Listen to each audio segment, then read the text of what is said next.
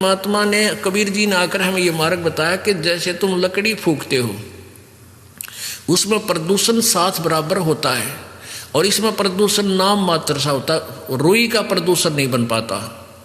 घी डाले जाओ और जलाए जाओ, एक 200 ग्राम रुई से आप 10 क्विंटल 100 क्विंटल घी को सवा कर सकते हो, हवन कर सकते हो। प्रदूषण तो नाम मात्र भी नहीं है, और केवल घी का लाभ हमें वायुमंडल में मिलता है। तो परमात्मा की इस तरीके को हमने अपनाया, और ये हवन हम करते। केवल ये एक यज्ञ है, हमने 5 यज्ञ करनी है, या 5 यज्ञ संपन्न होती हैं। जैसे आप जी यहाँ दान करते हैं, उनका सामूहिक लाभ होता है। उसमें से आप पाठ भी करवाते हो, तो यहाँ जो पैसा है भंडारे में लगता है, ये धर्म यज्ञ हो रही है।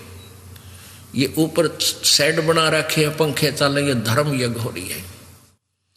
एक यज्ञ है धर्म की, दूसरी यज्ञ है ध्यान। यहाँ आकर भगवान याद आता, दूसरी बात याद नहीं आती। ये ध्यान यज्ञ होगी, भगवान के चरणों में उसकी याद बनी रहना, ये ध्यान यज्ञ है। और तीसरी यज्ञ हवन की। यहाँ जितने भी ये पाठ चल रहे हैं, प्रत्येक प्राणी की, प्रत्येक व्यक्ति की अलग अलग ज्योतियाँ जलाई जाती हैं। 3 दिन तक अखंड चलेंगी, और 3 दिन के प्रोसीजर में पूरे समागम में लगभग 1 किलो घी एक ज्योति का सवा हो जाता है अप्रोक्सीमेटली। और फिर भी यहाँ दिन रात हवन हम अलग से भी एक ज्योति जला कर छोड़ देते हैं। घी का सवा होना ही हवन है। मंत्र हम अपने जाप सभी करते रहते हैं, वो अलग से होते रहते हैं।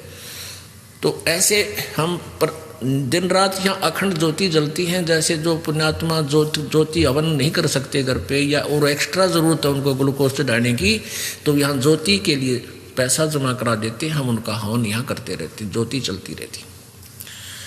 तो इस प्रकार जो केवल हवन करते हैं और इनकम्प्लीट मंत्र जाप करते हैं, उनको मोक्ष नहीं हो सकता। हाँ, वर्क डन अवश्य मिलेगा, जैसा जिसने किया वैसा लाभ मिलेगा, लेकिन हमें तो मोक्ष कराना है। वो मोक्ष होगा इस पूरे प्रोसीजर से, पूरे ट्रीटमेंट से। अब जैसे खेत में बीज दिया और खाद पानी डाला नहीं, और खाद घेर दिया, पानी डाला नहीं, तो भी व्यर्थ है। तो एक हवन यज्ञ ही कर देना, तो समझो जल नहीं डाला, खाद डाल दिया तो और बेकार कर दिया। तो इस प्रकार परमात्मा ने ही आकर हमें ये सुचारू प्रोसीजर परमात्मा के पाने का बताया है। अप आरती अप साजे अप किंगर अप बाजे अप ताल जहाँ जनकारा आप न से आप देख नारा कह कबीर ऐसी आरती गाऊं आप आवाज़ आप सुनाऊं। परमात्मा ने स्वयं ही आकर दास बनना पड़ा, स्वयं ही आकर यहाँ पर भगत बनना पड़ा, स्वयं ही आकर तत्वदर्शी संत बनना पड़ा, और भगवान तो वो है ही।